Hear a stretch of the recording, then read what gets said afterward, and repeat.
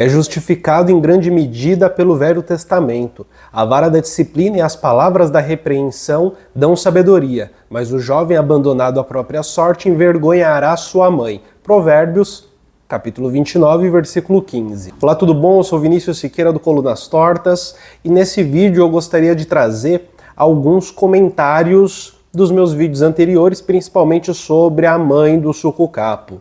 E é interessante trazer esses comentários porque o meu vídeo não foi exatamente comentando o caso, dizendo quem tá certo, quem tá errado, mas foi falando sobre violência infantil.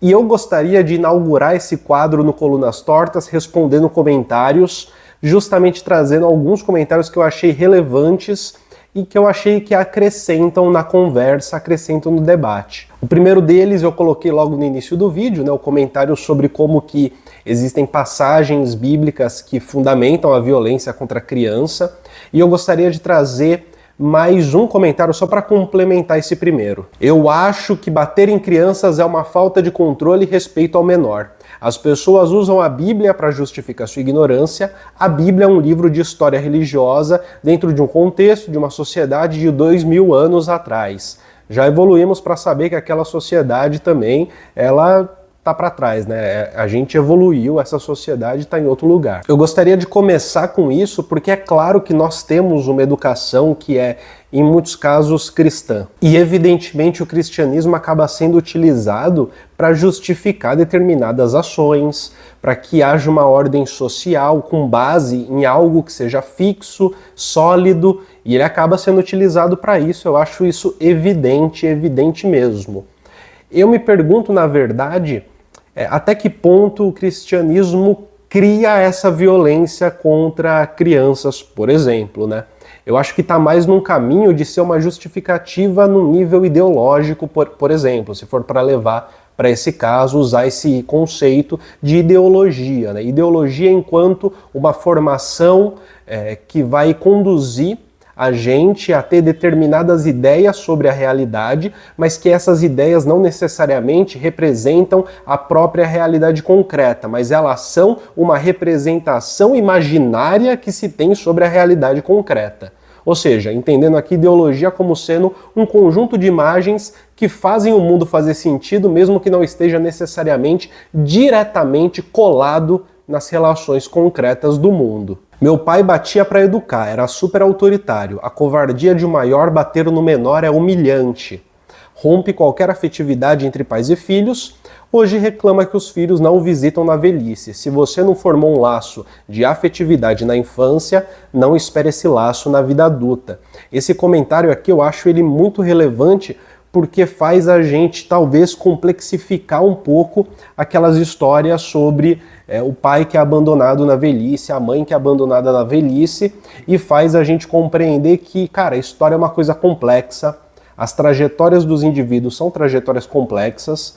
É óbvio que existem pais, mães que acabam sendo abandonados por filhos negligentes no fim da vida, mas também é necessário compreender que muitas vezes isso não é de graça, muitas vezes não se trata de um mero abandono, mas tem a ver com se livrar, né? Se distanciar para se livrar, e isso é uma coisa relativamente comum, principalmente para quem viveu numa família extremamente conturbada, sob violência física ou psicológica, por exemplo, e conseguiu se dar conta de que isso não é um jeito legal de viver a vida, né? Conseguiu entender de uma maneira crítica isso, e conseguiu reconhecer que a vida que viveu foi uma vida de violência, em vez de sair por aí dizendo, não, mas eu apanhei, mas tô aqui hoje, né? Olha que legal. Eu era espancado, mas hoje eu tô aqui, tô bem, né?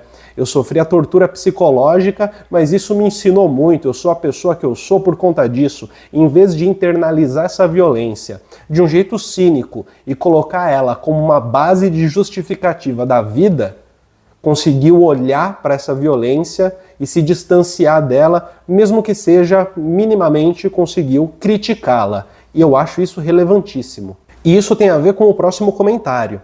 Me assusta o quanto a violência contra as crianças é normalizada, diz a Paula Genkai. Infelizmente tem grande chance desse tipo de violência ser replicado nas gerações futuras, ela termina. Porque, de fato, quando se internaliza a violência, a tendência é de reproduzi-la, né? Pode não ser da mesma forma, concretamente do mesmo jeito, mas de reproduzir a lógica da violência, de reproduzir a lógica de uma autoridade violenta que se impõe na porrada, que se impõe a partir de tortura em cima de um sujeito indefeso, de um sujeito que não tem muito para onde ir, né? Que precisa do adulto como uma referência, como um protetor, que é dependente, na nossa sociedade, crianças são dependentes de adultos, né? E essa normalização que a Paula fala, é interessante também perceber como que isso talvez não seja uma normalização, e aqui eu volto para o primeiro comentário, né? Talvez não esteja fundado no cristianismo, talvez o cristianismo seja um grande aliado dessa normalização da violência com crianças no nosso contexto, mas talvez ela esteja muito fundada num passado de violência, numa formação da nossa sociedade na base da violência contra indígenas, contra negros, contra mulheres, contra crianças, com base em uma violência colonizadora. E vai dizer um rapaz chamado Aimé Césaire que na colonização o colonizador se embrutece. Não é o colonizado que se embrutece, o colonizador se embrutece. E se a gente para pensar numa sociedade colonial como o Brasil durante tanto tempo, até hoje, que ainda tem aquilo que o Quijano, Aníbal Quijano, sociólogo peruano, chama de uma colonialidade do poder. Ou seja, colonialidade do poder seria o resquício da colonialidade mesmo após o fim do período colonial, mesmo depois da independência, por exemplo, né? E esse resquício ele se dá na forma Estado, na ordem social, nas maneiras como as relações se dão. O fato do Brasil ser um país extremamente racista tem muito a ver com essa colonialidade do poder que permanece. E nesse contexto, a violência às crianças, entendidas meramente enquanto objetos, alvos de uma violência dos adultos, pode ser visto dessa forma também. Não sei se isso fecha a questão, acho que não.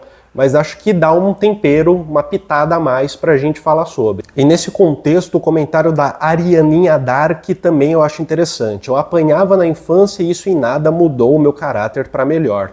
Passei boa parte da infância e adolescência pensando que a minha mãe me odiava. O meu caso não era apanhar, era coisa de psiquiatria, de psiquiatra e psicólogo urgente.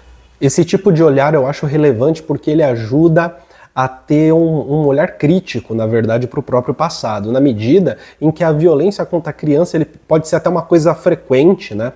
Mas um olhar que seja tradicional faria a gente pensar que por ser frequente, então, meio que é normal, meio que faz parte da vida, e talvez nos deixaria com uma certa condescendência com as violências que a gente sofre ao longo da nossa vida. O olhar crítico, ele vem justamente pensando numa emancipação, no entendimento de que isso aconteceu, mas isso merece ser criticado. Isso merece uma crítica. E a condescendência não é suficiente. Eu até considero que um pouco dessa condescendência poderia vir de um certo perdão cristão que a gente está tão acostumado a ser imposto sobre nós, né? Que a gente precisa perdoar aqueles que nos fizeram mal.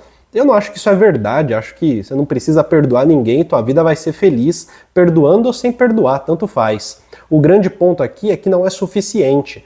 Pode até dar um afago na vida, pode até fazer a gente olhar com um pouco mais de carinho para as coisas, praticar esse tipo de perdão, mas não é suficiente, é necessário um olhar crítico, olhar para trás e entender o que eu precisava não era de disciplina, o que eu precisava era de uma ajuda, no caso, de uma ajuda de saúde mental, de uma ajuda profissional de fato. E por fim o comentário da Rebeca, que eu achei que foi sensacional e que vai direto ao ponto, né?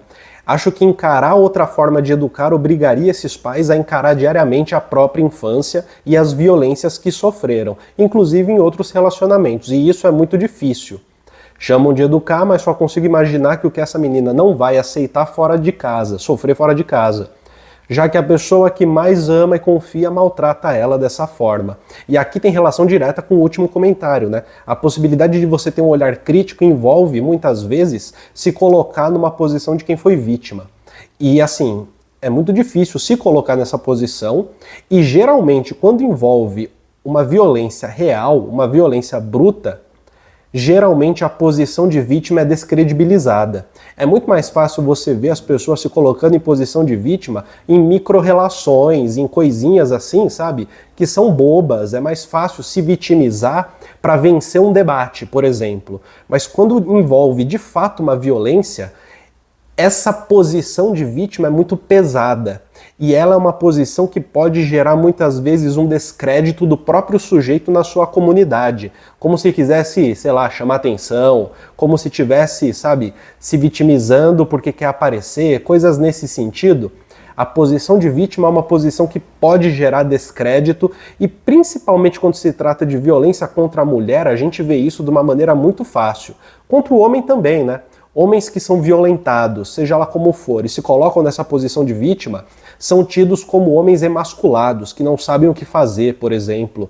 Também envolve uma violência que é repraticada quando a pessoa se percebe nessa posição de vítima, admite que está nessa posição, que é de vítima, e assim, precisa disso para conseguir dar o passo seguinte. Porque afinal de contas, existe algo que é uma realidade concreta impossível de fugir. Quando se é vítima, de fato se é vítima. E é necessário compreender isso para dar o passo seguinte. Olhar para o passado e se ver como vítima é extremamente desconfortável. É o tipo de coisa que talvez só se torne fácil de lidar depois de terapia individual, por exemplo, que é algo difícil de ser feito no Brasil, custa dinheiro, enfim, nem todo mundo tem acesso, nem todo mundo sabe como encontrar terapia individual de maneira acessível, né?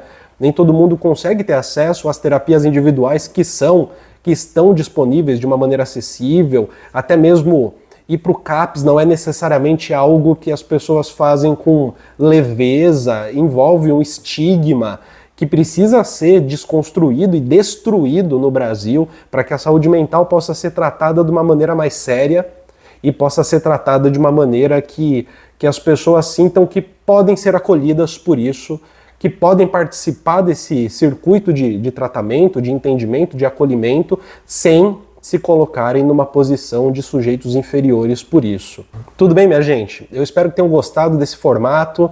Esse quadro aqui de resposta a comentários eu vou fazer com uma certa frequência. Os comentários que vocês fazem nos vídeos são ótimos e eu vou trazer isso com mais frequência. Se inscreva no canal, compartilhe esse vídeo, já me ajuda demais e bora pra próxima.